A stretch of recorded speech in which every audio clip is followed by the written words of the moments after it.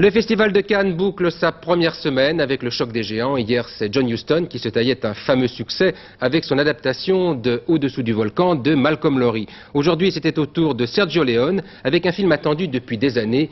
Il était une fois en Amérique. En tête de la distribution de ce film, Robert De Niro, que France Roche a rencontré pour nous. À Eden Rock, au Cap d'Antibes, Robert De Niro.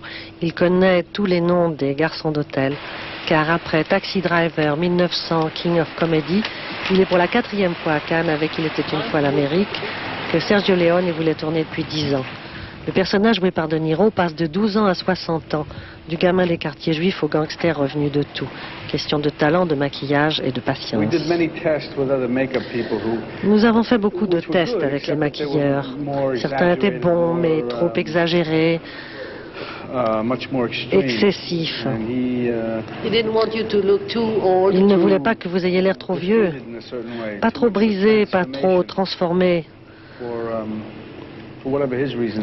Quoi qu'il en soit, nous avons travaillé ensemble avec un spécialiste, Manlio Rocchetti, un homme très bon, très consciencieux. J'avais à me lever très tôt, ça prenait de 3h30 à 5 heures par jour. Ça commençait par 5. Et puis j'ai gardé des trucs comme ça dans mes cheveux pour me réveiller un peu plus tard. Oui, 3h30 en moyenne. Nous avons tourné tous les scènes de la vieillesse ensemble, tous les scènes de la jeunesse ensemble. Et pendant 2 mois, il allait la nuit à 1h de la nuit à se maquiller, parce qu'il avait besoin de 5 heures de maquillage pour être prêt à 7h du matin.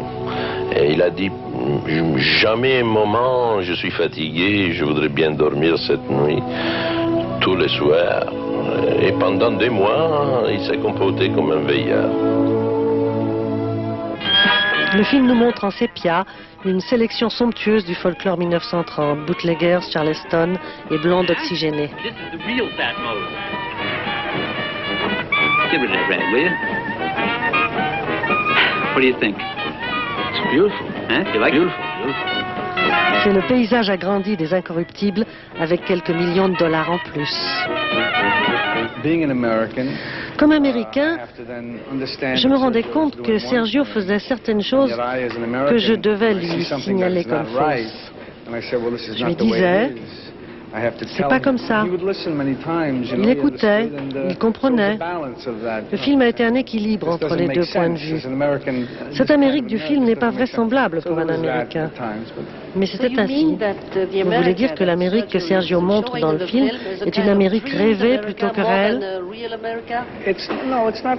C'est une Amérique filtrée par le regard d'un Européen, d'un Italien, à travers ce qu'il a influencé au cinéma, son style personnel. Tout ça distillé dans sa vision particulière de l'Amérique, qui est différente mais aussi valable que la réalité. Mais c'est sa vision.